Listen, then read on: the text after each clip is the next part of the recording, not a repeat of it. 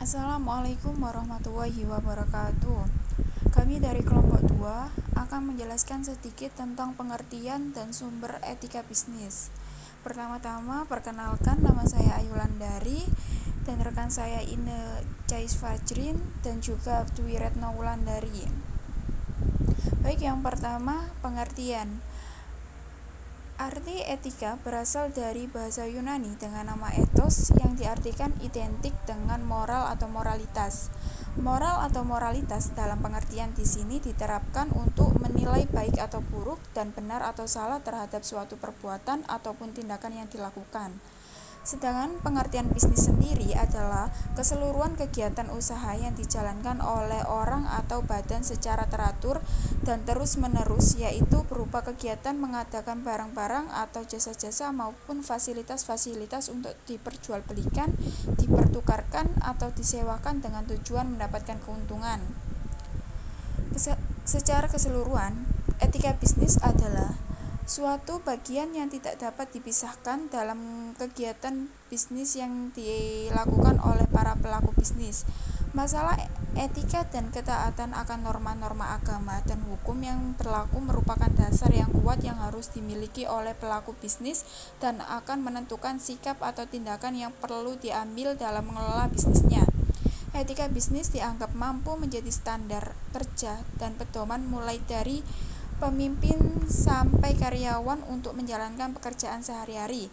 Karena dalam berbisnis tidak cukup hanya mengandalkan kecerdasan, keterampilan, atau kepiawaian teknis saja, melainkan prioritas yang mendasar adalah membangun moral terlebih dahulu.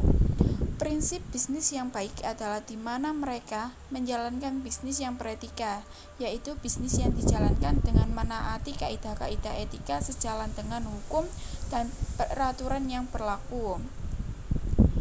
Kemudian peran etika dalam bisnis, yaitu sebagai kontrol terhadap individu pelaku dalam bisnis, yaitu melalui penerapan kebiasaan atau budaya moral atas pemahaman dan penghayatan nilai-nilai dalam prinsip moral sebagai inti kekuatan suatu perusahaan dengan mengutamakan kejujuran, bertanggung jawab, disiplin, berperilaku tanpa diskriminasi. Etika bisnis hanya bisa berperan dalam suatu komunitas moral, tidak merupakan komitmen individual saja tetapi tercantum dalam suatu kerangka sosial. Selanjutnya, sumber etika bisnis. Yang pertama yaitu agama. Islam menganggap etika sebagai cabang dari iman, dan ini muncul dari pandangan dunia Islam sebagai cara hidup manusia. Istilah etika yang paling dekat dalam konteks agama Islam disebut akhlak.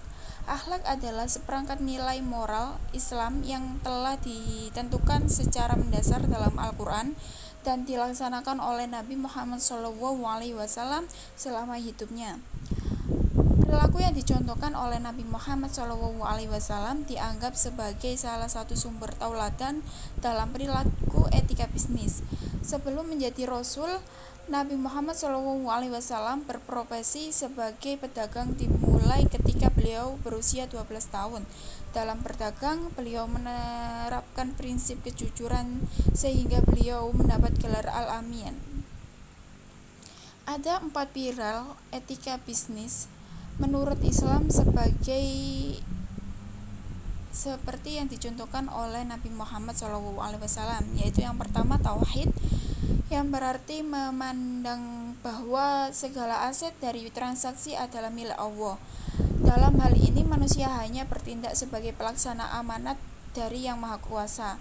Yang kedua yaitu adil, artinya segala keputusan yang menyangkut transaksi dengan lawan berbisnis atau kesepakatan kerja harus dilandasi dengan akad saling setuju dengan sistem profit dan loss sharing. Yang ketiga yaitu kehendak bebas. Umat Islam diberi kebebasan untuk berkreativitas dalam transaksi bisnis selama tetap berada dalam batasan-batasan yang telah diatur dalam ekonomi Islam. Dan yang terakhir, yang keempat yaitu pertanggungjawaban. Semua bentuk keputusan yang dilaksanakan harus dapat dipertanggungjawabkan.